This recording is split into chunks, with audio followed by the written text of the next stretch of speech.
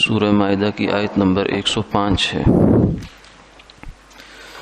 اعوذ باللہ من الشیطان الرجیم، بسم اللہ الرحمن الرحیم،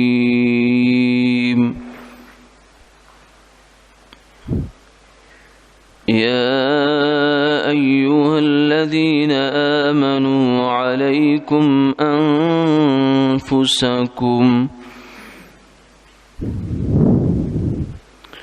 لا يضركم من ضل إذا اهتديتم إلى الله مرجعكم جميعا فينبئكم بما كنتم تعملون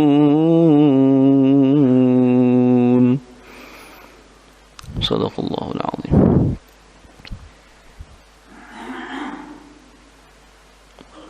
اے ایمان والو، تم پر لازم ہے فکر اپنی جان کی۔ جو کوئی گمراہ ہوا وہ تمہارا کچھ نہیں بگاڑتا جب کہ تم راہ پر ہو۔ اللہ ہی کے پاس لوٹ کر جانا ہے تم سب کو، پھر وہ جتلا دے گا تمہیں جو کچھ تم کرتے تھے۔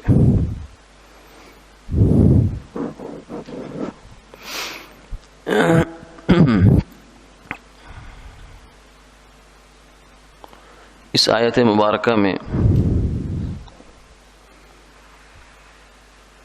جو بات بیان ہوئی ہے اس کے بارے میں لوگوں میں بالعموم افراط اور تفریط پایا جاتا ہے، یعنی دو انتہائیں ہیں۔ جبکہ شریعت کا راستہ وہ اعتدال کا اور جامعیت کا راستہ ہے۔ ایک طرف ایک انتہا تو یہ ہے کہ لوگ یہ سمجھتے ہیں کہ جب تم ٹھیک ہیں، آپ ٹھیک ہیں، تو چاہے کوئی خراب ہو، دنیا میں کچھ بھی ہوتا رہے، تمہیں اس کی پرواہ کرنے کی ضرورت نہیں ہے۔ یعنی آپ کا مذہب، آپ کی خیر، آپ کی بھلائی، وہ سب آپ کے ساتھ ہے، یہ آپ کا پرائیویٹ مسئلہ ہے، دوسرے کو اس میں کسی قسم کا دخل دینے کی اجازت نہیں ہے، نہ ضرورت ہے۔ یہ ایک فلسفہ ہے یا ایک تھیوری ہے یا ایک بیانیہ ہے جو لوگوں میں چلتا ہے کہ اپنے گھر میں کوئی کچھ بھی کرے، آپ کو اس سے کیا غرض۔ کوئی آدمی اپنی زندگی میں کچھ بھی کرتا رہے، حرام کھائے، حلال کھائے، گناہ کرے، نیکی کرے، ثواب کرے، سزا کا کام کرے، جزا کا کام کرے، آپ کو اس سے کیا غرض ہے۔ یہ ایک وہ بات ہے جو ہمارے ہاں معاشرے میں چلتی ہے، اور بسا اوقات لوگ اس کو، جو کچھ قرآن پاک پڑھے ہوئے ہوتے ہیں یا تھوڑا بہت دینی معلومات رکھتے ہیں، سطحی معلومات، علم نہیں، ایک معلومات ہوتی ہیں، ایک علم ہوتا ہے۔ علم تو سطحی نہیں ہوتا، علم تو راسخ ہوتا ہے، معلومات سطحی ہوتی ہیں۔ تو جن کو دینی معلومات کچھ سطحی قسم کی ہوتی ہیں، کمزور قسم کی، وہ بسا اوقات اس آیت مبارکہ کو بھی ثبوت کے طور پر پیش کر دیتے ہیں کہ یا ایھا الذین آمنوا علیکم انفسکم لا یضرکم من ضل اذا اہتدیتم۔ کیا ایمان والو، تمہیں اپنی فکر کرنی چاہیے۔ کوئی گمراہ ہو رہا ہے، کوئی کافر ہو رہا ہے، کوئی قادیانی ہو رہا ہے، کوئی مرزائی ہو رہا ہے، کوئی فلاں ہو رہا ہے، فلاں جو بھی ہو رہا ہے، آپ کو اس سے غرض نہیں ہونی چاہیے۔ جو آپ ایسی غرض رکھ رہے ہیں یا آپ اس کی فکر کر رہے ہیں یا آپ اس کے لیے کڑ رہے ہیں یا اس کو راہ راست پہ لانے کی کوششیں کر رہے ہیں، یہ ایک فضول کام آپ کر رہے ہیں جو آپ کی ذمہ داری نہیں ہے، آپ کو اس سے کوئی لینا دینا نہیں، سروکار نہیں ہے۔ یہ اس قسم کا ایک رویہ بالعموم ہمارے ہاں پایا جاتا ہے۔ ایک انتہا تو یہ ہے، اور دوسری انتہا جو اس آیت مبارکہ سے سمجھ میں آتی ہے وہ یہ ہے کہ لوگ یہ کرتے ہیں کہ دوسروں کی فکر میں کچھ ضرورت سے زیادہ ہی ملوث ہو جاتے ہیں، حتیٰ کہ وہ اپنے آپ کو بھول جاتے ہیں۔ ایک انتہا یہ ہے، یعنی انسان دوسروں پر پوری تنقید کر رہا ہے، اس کو ساری معاشرے کی ساری برائیاں گنوا رہا ہے کہ لوگ رشوت بھی لیتے ہیں، لوگ جوا بھی کرتے ہیں، لوگ چوری بھی کرتے ہیں، 2 نمبری بھی کرتے ہیں، سرکاری مال بیت المال خزانہ اس کا بے دریغ استعمال بھی کرتے ہیں، کرپشن بھی کرتے ہیں، فلاں بھی کرتے ہیں، فلاں بھی کرتے ہیں، ماں باپ کی عزت بھی نہیں کرتے، اور فلاں گھر میں اچھا سلوک نہیں رکھتے اولاد کے ساتھ. سب جتنی بھی برائیاں معاشرے میں مشاہدہ اور مطالعہ ہوتی ہے وہ سب بیان کی جاتی ہیں، اور اس کے اوپر تنقید بھی ہوتی ہے. پھر اس کے لیے بہتری کی اصلاح کی تجاویز بھی ہوتی ہیں، لیکن اس سارے منظر نامے سے اپنا آپ غائب ہوتا ہے. دوسرے لفظوں میں یوں کہیے کہ انگلی دوسروں کی جانب ہوتی ہے، اپنے آپ کو آدمی زیر بحث نہیں لاتا.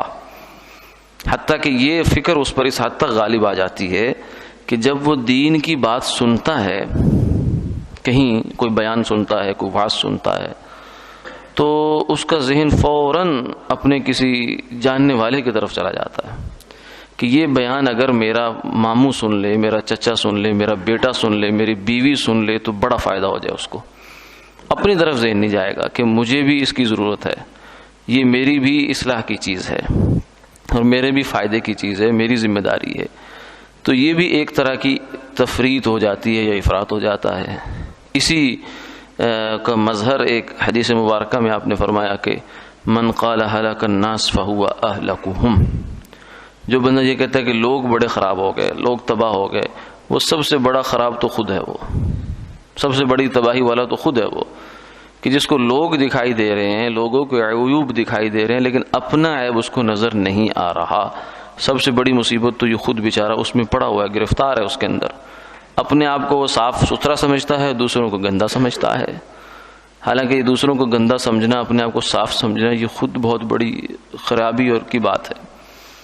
ایک عالم دین تھے، ان سے ایک صاحب نے آ کر کہا کہ یہ جو شلوار ٹخنوں سے نیچے کی جاتی ہے یہ منع ہے، تو یہ تو تکبر کی وجہ سے منع ہے. تو میرے اندر تو تکبر نہیں ہے، لہذا میں اگر نیچے کر لوں تو کوئی حرج تو نہیں ہے.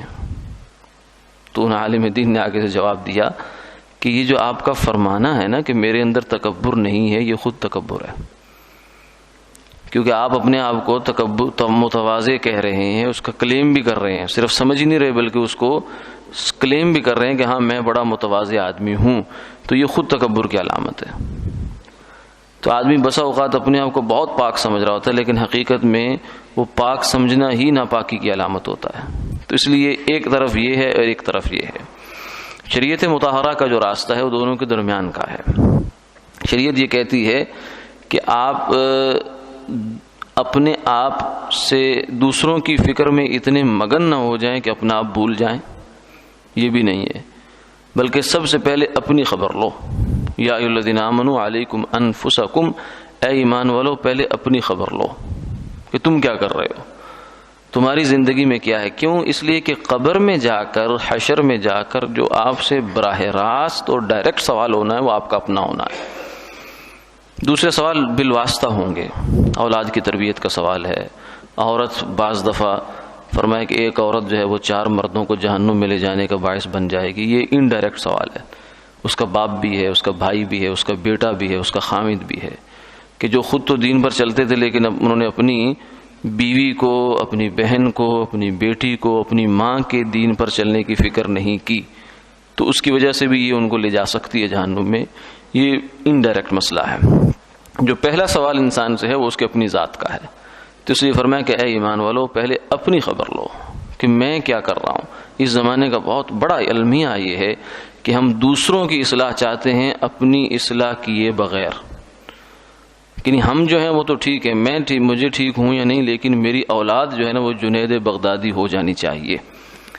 میں تو جیسی کیسی گزار رہا ہوں کوئی بات نہیں ہے، لیکن میری اولاد نیک ہونی چاہیے. میری اولاد بڑی ہی مہذب اور شائستہ، اس کی زبان کوثر و تسنیم سے دھلی ہونی چاہیے، چاہے میں مغلظات بکتا رہوں کوئی بات نہیں ہے، اس سے کیا فرق پڑتا ہے. یہ ایک بنیادی مسئلہ ہے ہمارا کہ ہم اپنے آپ کو ٹھیک کیے بغیر دوسروں کو ٹھیک کرنے کی فکر چاہتے ہیں. تو اس کو فرمایا کہ اے ایمان والو دوسروں کی فکر میں پڑھ کر اپنے آپ کو نہ بھول جاؤ، بلکہ سب سے پہلے اپنی فکر کرو، سب سے پہلے اپنی خبر لو کہ تم کہاں کھڑے ہو. اور اپنے بارے میں انسان خود فیصلہ نہیں کر سکتا. یہ ایک دوسری غلطی ہوتی ہے کہ کبھی اگر خیال آ بھی جائے کہ میں اپنا تجزیہ کروں، اپنا منہ آئینے میں دیکھوں، تو خود ہی جج بن جاتا ہے، خود ہی مدعی بن جاتا ہے، خود ہی گواہ بن جاتا ہے، خود ہی ثبوت لاتا ہے، خود ہی فیصلہ صادر کر دیتا ہے، اور پھر کہتا ہے میں تو ٹھیک ہوں۔ اس کے لیے رائے کسی دوسرے کی معتبر ہوگی۔ ڈاکٹر اپنا آپریشن خود نہیں کر سکتا، وہ کسی اور سے کروائے گا جا کر، اور کو دکھائے گا اپنا آپ جا کر، چاہے وہ جتنا بڑا ہی سرجن کیوں نہ ہو۔ اسی طریقے سے آدمی اپنی اصلاح خود نہیں کر سکتا، نہ اپنے بارے میں تجزیہ خود کر سکتا ہے کہ میں بڑا پاک صاف ہوں۔ اگر کوئی ایسا کرتا ہے تو یہ سیلف کلیم ہے۔ سیلف کلیم دنیا میں کہیں بھی معتبر نہیں ہے۔ آپ کہتے ہیں کہ ہمارے حساب کتابات ادارے کے بڑے ہی جو ہے نا اتھینٹک ہیں، اور ہم بہت اچھے اکاؤنٹس ہیں ہمارے، یہ وہ، بھائی تھرڈ پارٹی آڈٹ لائیے۔ آپ کے بڑے اکاؤنٹس اچھے ہیں تو لائیے تھرڈ پارٹی۔ آپ تو خود ہی کلیم کر رہے ہیں کہ ہمارا آڈٹ بہت اچھا ہے، ہم بہت یہ وہ شفاف کرتے ہیں، تو تھرڈ پارٹی چاہیے ہوتی ہے۔ عدالت میں جا کے کہتے ہیں جی میں بہت اچھا انسان ہوں، میں یہ ہوں، میں وہ ہوں، وہ کہتے ہیں پروف لائیے، ثبوت لائیے۔ وہ ثبوت آپ کی اپنا کلیم نہیں ہو سکتا، وہ آپ کا کوئی باہر کی خارجی شہادت اور دعویٰ ہوتا ہے۔ تو اپنے اچھے ہونے کا خود فیصلہ نہیں ہو سکتا۔ تو اس لیے فرمایا کہ ایمان والو اپنے آپ کو نہ بھولو۔ اور دوسری جو انتہا تھی جو پہلے عرض کیا کہ لوگ یہ کہتے ہیں کہ بھئی آپ اپنی فکر کرو، دوسروں کو چھوڑو، یہ بھی ایک افراط ہے، یہ تفریط ہے۔ ایک انتہا یہ بھی ہے کہ اصل شریعت کا راستہ یہ نہیں ہے۔ اصل شریعت کا راستہ یہ ہے، اور اللہ کی اور اللہ کے نبی صلی اللہ علیہ وسلم کی جو تعلیمات ہیں وہ یہ ہیں کہ ایمان والوں پہلے اپنی فکر کرو، اپنی فکر کے ساتھ ساتھ یا اپنی فکر کے بعد اب تمہیں دوسروں کی بھی فکر ہونی چاہیے۔ یہ ہے امر بالمعروف اور نہی عن المنکر اور دعوت الی الخیر، جو اس امت کی بنیادی ذمہ داریوں میں سے ایک ذمہ داری ہے۔ وَلْتَكُن مِّنكُمْ أُمَّةٌ يَدْعُونَ إِلَى الْخَيْرِ يَأْمُرُونَ بِالْمَعْرُوفِ وَيَنْهَوْنَ عَنِ الْمُنكَرِ، کہ تم میں سے ایک ایسی جماعت ہونی چاہیے کہ جو دعوت الی الخیر کا کام کرے، بلکہ جو ہے اور امر بالمعروف اور نہی عن المنکر کرے۔ یہ پوری امت ہی کی گویا کہ بلکہ ہر مسلمان کی ذمہ داری ہے۔ من رأى منکم منکرا فلیغیرہ بیدہ فإن لم یستطع فبلسانہ وإن لم یستطع فبقلبہ فذلک اضعف الایمان۔ فرمایا کہ تم میں سے جو بندہ بھی برائی دیکھے، جو بندہ بھی برائی دیکھے، گناہ کا کام دیکھے، اللہ کی نافرمانی دیکھے، تو اسے چاہیے کہ اس کو اگر ہاتھ سے روک سکتا ہے تو روک دے، جہاں اس کا اختیار ہے، جہاں روکنے کے نتیجے میں کوئی شر پیدا ہونے کا اندیشہ نہیں ہے، خیر ہی کی توقع ہے۔ جیسے حکمران ہے، حاکم وقت ہے، وہ برائی کو بزور قانون اور بزور بازو روک سکتا ہے، کیونکہ اس کو سامنے کسی نے کیا شر پیدا کرنا ہے، وہ روک سکتا ہے۔ اور اسی طریقے سے گھر کا سربراہ ہے، وہ گھر کے اندر کوئی ایسے ویسا کام ہو رہا ہے تو وہ اس کو اختیار ہے، وہ روکنا چاہے تو روک سکتا ہے، سب اس کے ماتحت ہیں۔ آقا اپنے غلام، مالک فیکٹری کا اونر ہے، وہ اس کے اندر کوئی ایسی ویسی گڑبڑ ہو رہی ہے، ادارے کا سربراہ ہے، تو نچلے ماتحتوں کو روک سکتا ہے، تو اس لیے وہ تو بزور بازو بھی روکنے کا پابند ہے۔ لیکن فرمایا کہ اگر ایسی صورتحال نہیں ہے تو دوسرا درجہ یہ ہے کہ اپنی زبان سے روکو برائی کو، اور تیسرا درجہ یہ ہے کہ اپنے دل سے اس کو کم سے کم برا سمجھو۔ اس کو تغییر بالقلب کہتے ہیں، کہ وہ برائی تمہارے دل میں جا کر اچھائی نہ بن جائے، اس برائی کو تم برائی سمجھتے رہو۔ آخری درجہ یہ ہے وَذَلِكَ أَضْعَفُ الْإِيمَانِ، یہ ایمان کا سب سے کمزور ترین درجہ ہے، کمزور ترین، بالکل آخری۔ اس کے بعد پھر آگے ایمان کا کوئی درجہ نہیں ہے، کیونکہ ایمان کیا ہے؟ اللہ پر ماننا، اللہ کے احکامات کو ماننا، اس کی پسند کو پسند کرنا، اس کی ناپسند کو ناپسند کرنا۔ یہ کیسا مسلمان ہے کہ جس کو اللہ کہیں یہ برا کام ہے، یہ کہ اچھا کام ہے؟ جب اس کے دل سے برائی کی برائی نکل گئی تو اب یہ ایمان کی فکر کرے اپنی۔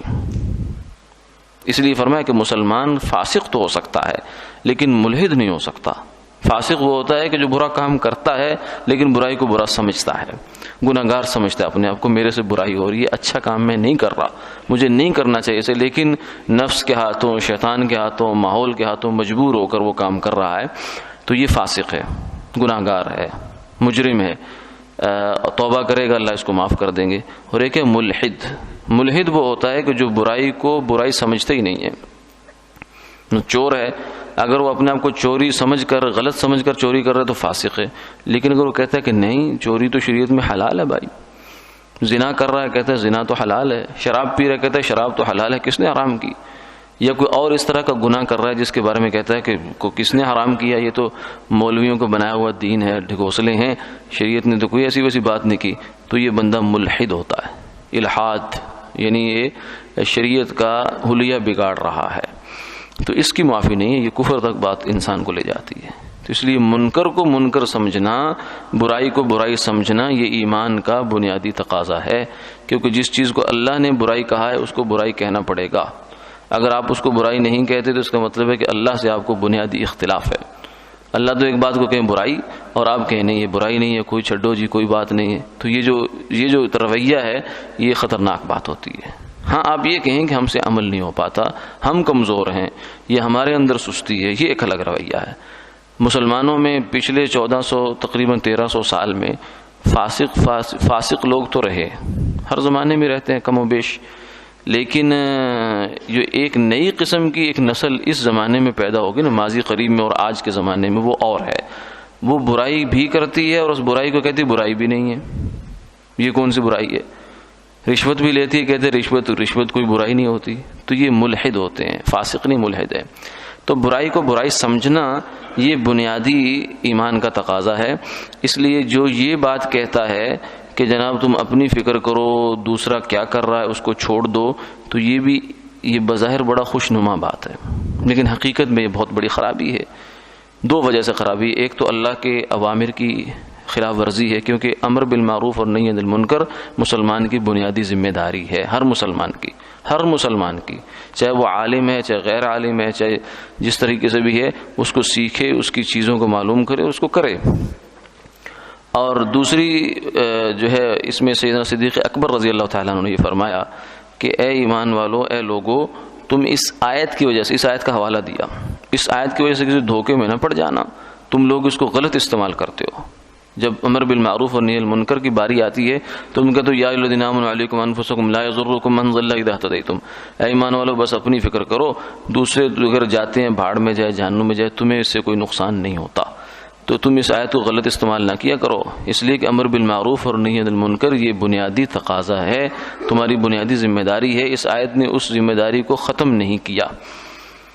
اور باقی جو جتنی بھی آیات قرآن پاک میں امر بالمعروف اور نہی عن المنکر کی ہیں، اور حدیث بھی بے شمار ہیں اس موضوع پر، وہ بتاتی ہیں کہ یہ آیت امر بالمعروف اور نہی عن المنکر کے ساتھ ٹکراؤ نہیں ہے، اس کا کوئی، اس کا اپنا محل ہے، امر بالمعروف کا اپنا محل ہے۔ اور دوسری چیز جو اس میں ہے قابل غور وہ یہ ہے کہ دنیا کے اندر اگر برائی پھیل جائے کیا ہوگا؟ یعنی ہم اگر اچھے ہیں، اچھائی پر قائم ہیں، کاربند ہیں، اور ہمارا پڑوسی برا ہے، ہوا پڑے، یا ہمارے محلے میں ایک بندہ برا کام کر رہا ہے، کرتا رہے، ہم اگر یہ رویہ اپنا لیں اور اس کی حوصلہ افزائی شروع کر دیں، اس کی تبلیغ شروع کر دیں، تو اس کا نتیجہ کیا ہوگا؟ نتیجہ یہ ہوگا کہ برائی پھیلے گی، اور اس برائی کے نتیجے میں جو دنیا کے اثرات ہیں، برائی کے دنیاوی اثرات ہیں، اس سے ہم نہیں بچ پائیں گے۔ یعنی اگر ایک بندہ بے نمازی ہے تو نماز چھوڑنا اتنا برا کام ہے کہ سور بھی اس انسان سے پناہ مانگتا ہے، وہ کہتا ہے کہ یا اللہ مجھے جب جاگتا ہے تو مجھے آج کسی بے نمازی کا سامنا نہ کرنا پڑے، یعنی ایسی بری حرکت ہے، اور اس کی وجہ سے رزق میں تنگی آتی ہے، نحوست آتی ہے، گھر میں جو ہے وہ ایسی آفات آتی ہیں۔ اب ایک بندہ گھر میں بے نمازی ہے، ہم کہیں چھوڑیں جی، علیکم انفسکم، تم اپنی فکر کرو، تو وہ ٹھیک ہے آپ اپنی فکر کریں، آپ کو اپنی قبر میں جا کر اپنا جواب داری ہے، لیکن اس بے نمازی کی نماز چھوڑنے کی نحوست سے آپ نہیں بچ سکتے۔ آپ سے 10 تعویذ کرا لیں، 10 دفعہ قرآن پاک پڑھ لیں، جو اس کی بے برکتی ہے، نحوست ہے، وہ آپ تک پہنچے گی۔ گھر میں کتا رکھا ہوا ہے، آپ کہتے ہیں میں تو نمازی ہوں نا، کتے سے کیا فرق پڑتا ہے؟ تو کتا جن رحمت کے فرشتوں کو شوقیہ کتا روک رہا ہے، اس رحمتوں سے آپ کو محرومی ملے گی۔ گھر میں تصویر رکھی ہوئی ہے، جاندار کی آویزاں کی ہوئے لٹکائی ہوئی ہے کسی تقریب کی، شادی کی، تو اس میں جناب اگر وہ رحمت کے فرشتے داخل نہیں ہوتے تو وہ سب کے لیے یکساں ہوگا۔ یہ نہیں ہوگا کہ جو آدمی نمازی ہے وہ تو اس سے بچ جائے اور جو بے نمازی ہے یا دوسرا جس نے لگائی ہے وہ پھنس جائے. ایسا نہیں ہے، دنیا کا معاملہ یکساں رہتا ہے. اس کو سرکار دو عالم صلی اللہ علیہ وسلم نے ایک بڑی خوبصورت مثال سے سمجھایا. فرمایا کہ اگر ایک کشتی ہو جس کی 2 منزلیں ہوں، اوپر نیچے ڈبل سٹوری ہو، اور نیچے کے لوگ بھی ہیں اوپر کے لوگ بھی ہیں، تو اس میں جو پینے کا پانی ہے سمندر میں چونکہ وہ نہیں ہوتا تو علیحدہ سے بھرنا پڑتا ہے. وہ ہے اوپر کی منزل میں، ٹینکی اوپر ہے، تو نیچے کے لوگ اوپر جاتے ہیں بار بار اور پانی لے کر آتے ہیں. تو وہ ان کو خیال آئے ایک دم کہ ہم جو اوپر جو جاتے ہیں بار بار تو اس کے اوپر والوں کو تنگی ہوتی ہے، ہمیں بھی مشقت ہوتی ہے، اس کی بجائے کیوں نہ کریں کہ نیچے کے جو پیندہ ہے اس کے اندر ایک سوراخ کر کے سمندر سے پانی لے لیا کریں، اسی کا نمک شمک نکال کر اس کو استعمال کر لیا کریں. تو فرمایا کہ اب یہ بتاؤ کہ اگر اوپر والوں کے علم میں یہ بات آ جائے کہ یہ بیوقوف ایسا کام کرنے جا رہے ہیں تو ان کی ذمہ داری کیا بنتی ہے؟ علیکم انفسکم، کہ اپنی خبر لو، اپنی فکر کرو، دوسرے کو چھوڑو وہ کیا کر رہا ہے. نہیں، فرمایا کہ ان کو چاہیے اور وہ یقیناً ایسا کریں گے کہ ان بیوقوفوں کو یہ بیوقوفی کرنے سے روکیں گے، ورنہ اگر نہیں روکیں گے تو نتیجہ کیا ہوگا؟ جو ڈوبے گی کشتی تو ڈوبیں گے سارے، نہ تم بچو گے نہ ساتھی تمہارے. تو کیونکہ یہ کشتی اکٹھی ہے، امت کی کشتی اکٹھی ہے، یہاں معاشرے میں ہم رہتے ہیں تو سب اکٹھے ہیں، اس لیے برائی جاننا چاہیے، برے آدمی کو برائی سے روکنے کی ہر ممکن کوشش کرنی چاہیے طریقے سے. جو بھی اسوہ رسول اکرم صلی اللہ علیہ وسلم ہمارے سامنے ہے اس کے مطابق سیکھ کر، علم حاصل کر کے، تربیت لے کر کرنا چاہیے. لیکن آدمی ذمہ داری تو سمجھے تبھی تربیت لے گا.